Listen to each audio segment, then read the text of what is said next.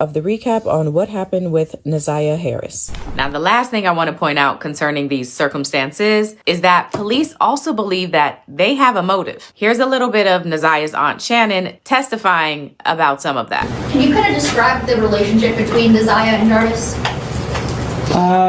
Should be just the uncle and the niece relationship, no more than that.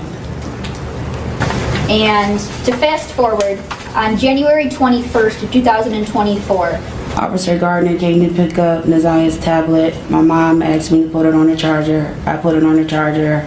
The tablet, before the tablet was picked up, I looked inside to this tablet. So the first thing I went to was Instagram, which I was scrolling. And I seen Jarvis Butts' Instagram page. I clicked on his page and I seen 2 messages. were the messages of a sexual nature? No. Okay. It was 2 sent pictures, but you can't really make anything out. There wasn't nothing there, but you know, it was the picture was sent. Called him while he was at work, asked him, what is these messages I seen between you and my niece? And he said, what messages? Said it's 2 particular messages that states out and it's a picture. And he stated that, I don't know, these messages, I told him what the messages were, and he said it was probably our children was messaging him. And I stated no, because I know how our children will text. All right, now this is your warning. Police did access messages between then 12-year-old Naziah and 41-year-old Jarvis Butts, and it's bad. Really bad. September 27, 2022, 1:54 a.m. She sent a message, where are we doing it at your choice? A message is replied to Jarvis, says basement. The message is sent to Naziah from Mr. Butts' phone, saying, can you suck my dick, please? And make sure you erase the messages. Go change your clothes and take your panties off. Are we doing it tonight? I'm ready, fresh out the shower. You coming over? Don't have school. Asking, you coming? She receives a message from Jarvis that says, stop messing with people and just be mine. I'm finna go to lunch, love you. I can't stop thinking about you either. She sends a message to Jarvis. Hey, you may think I'm ignoring you, but I'm not. My phone broke. Are you mad at me? Please don't be mad. Can you tell me why you mad at me, yes or no? He replies to her saying, I haven't seen or talked to you. He had sent to her, I'm at your house. She says, damn, we was just manipulating that little girl. That is so sick in the head, man. That shit's sick. there. You bet not be in my room. He sends her a message that says, I stole your panties. Didn't I make you come faster than ever? Jarvis, I'm sorry for making you mad, but do you ever think how I feel knowing that I can't have you to myself? But you have me to yourself, and no, I'm not seeing anybody else, I swear. Then you going to hit it from the back again? Y'all, 13 and he's 42.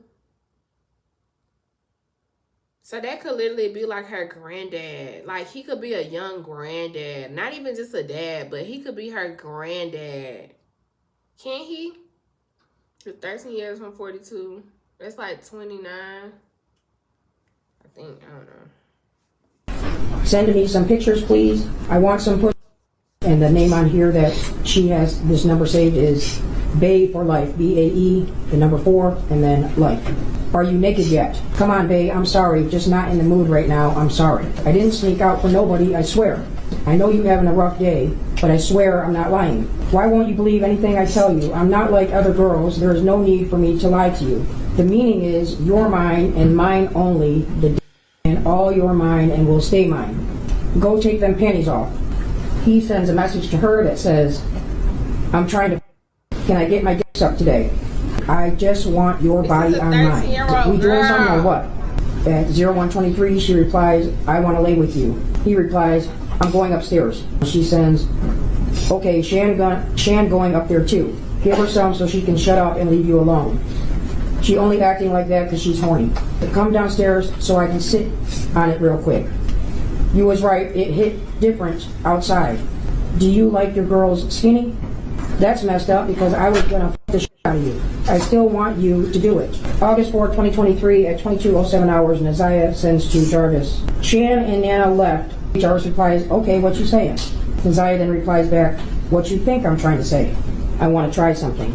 A threesome. You down for it? Thinking about you. My period haven't came at all. Hello, you there? It have not came. Jarvis replies to her, since when? Since I was in the hospital. That was last month.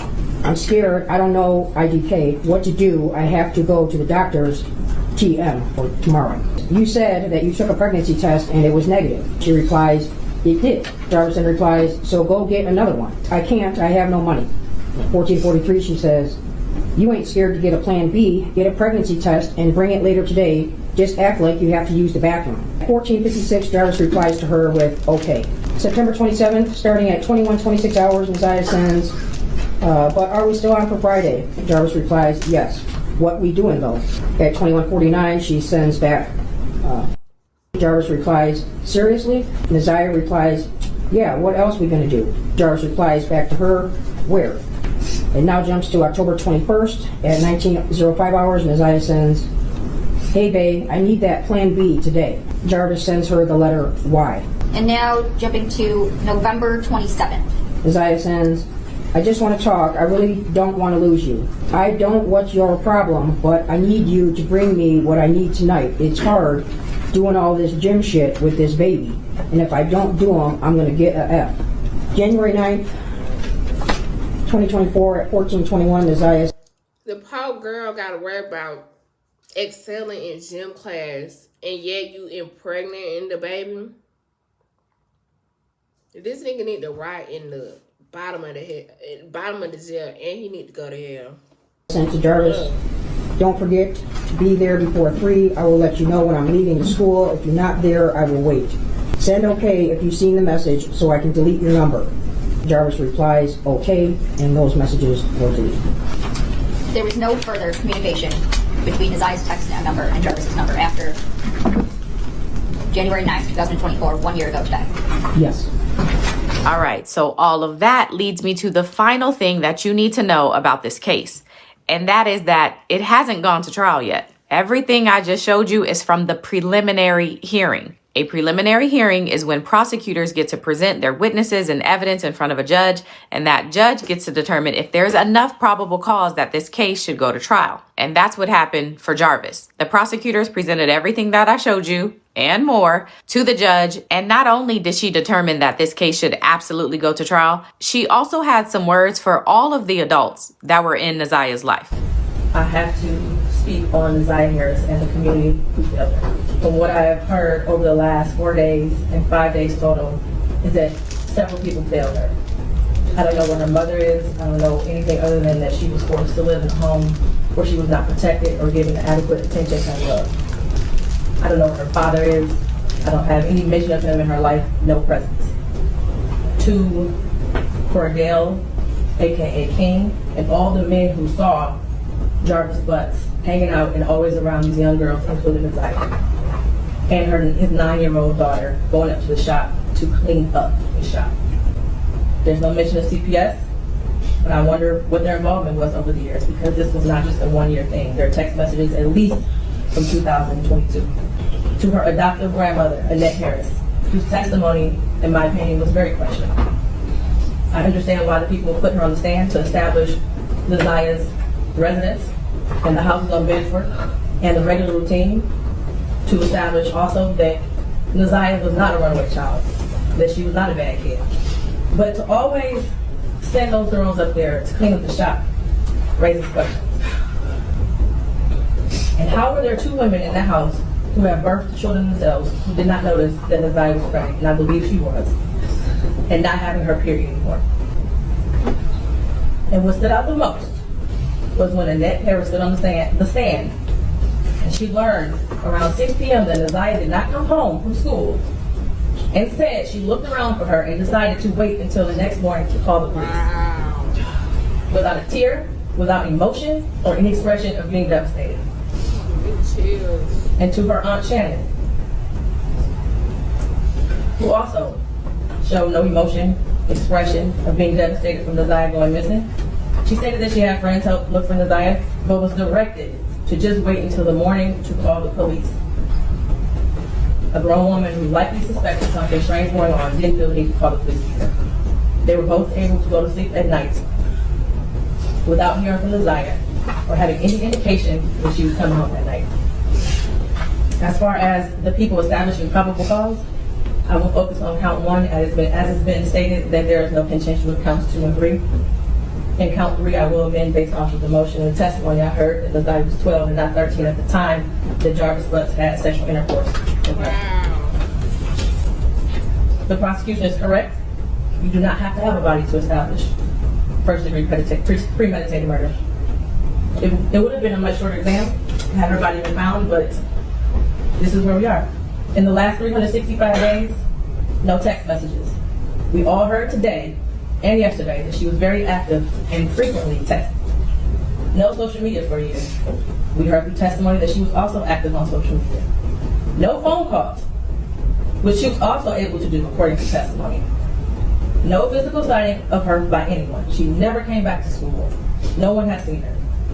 Medical records dated from July 2014 to October 2023 indicated that she had no life-threatening medical issues that would lead to a natural cause of death. While this is still probable cause, the evidence all points to Jarvis Butts. His locations, him being seen with her last, the abortion searches, the abrupt silence between the two of them in text messages, and the constant lies he told throughout the entire investigation. We may never know what happened, but from what I heard today and over the last 4 or 5 days, it appears he intended to perform what he thought was a do-it-yourself abortion on Naziah. They went south, and instead of seeking medical attention for her, he intentionally killed her and tried his best to cover it up. As much as I want her to be alive today, there is at least probable cause to show and believe that she's dead and she was murdered by Jarvis Butts.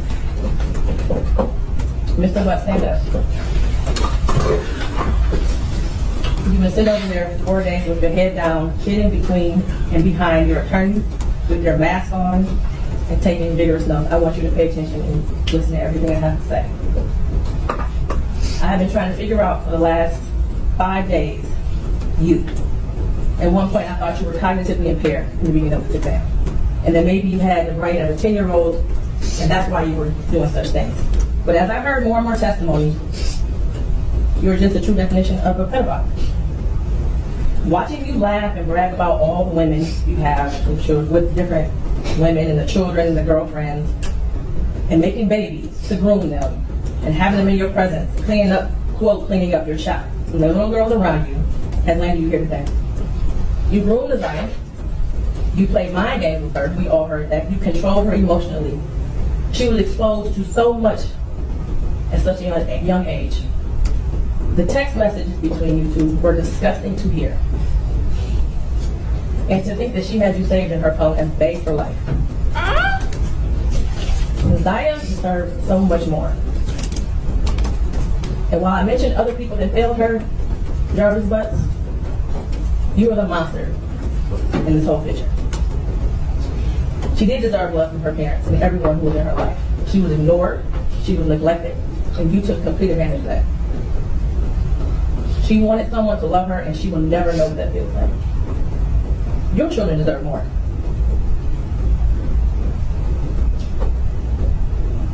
As much as the defense counsel has raised issues on count 1, all that has done is raise the question of fact for the trier of fact, which means that this will be for a jury or a judge to hear in Third Circuit.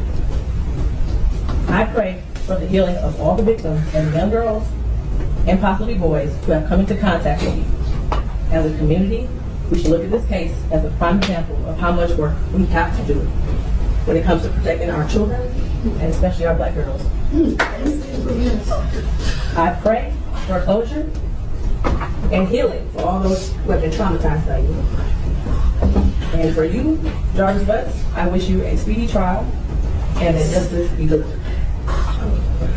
Your bind over date is January 16th at 9 o'clock a.m. Anything else for the record? No, thank you, Mr. Thank you.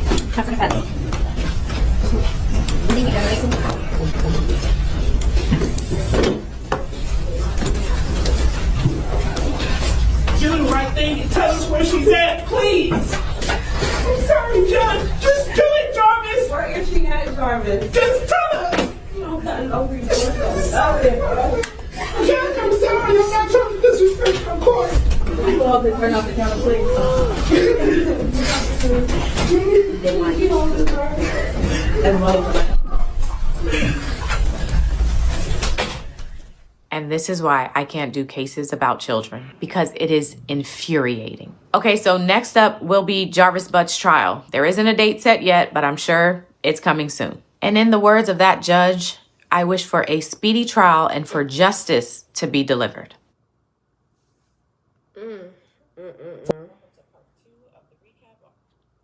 That shit literally breaks my heart. I got like I had like 3 nieces around her age. And just to think like, well, not even around her age. My nieces are a little older than her. Well, whatever. That shit just, oh my God. I didn't even know it was gonna affect me like that. But I honestly don't even have no words for Jarvis. You're a bitch. I'm just gonna keep it 100. You're a bitch. Very much so. You deserve the death penalty. I wish they even had the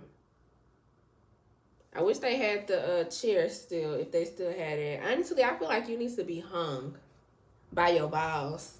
You know what? I'm not even gonna be too get too into it, but that really just pissed me off, y'all. Like, to know that she trusted you, and even the woman that was in the house that just allowed her to be in your care, allowed the other girl to go walk to the shop to clean, quote unquote. What little girls you know cleaning a grown man's shop? If you have a shop of your own, why are you not hiring cleaners? Why are you having little girls around the shop knowing it's grown man? But you're a grown man and you're a pedophile, so you don't care. But like the judge say, I pray for a speedy trial and for justice to be served. And it's a real sad story, but I'll keep y'all updated with this story. I believe he'll be going to trial this year and things of that sort, so I will keep you guys posted, and stay tuned for more content.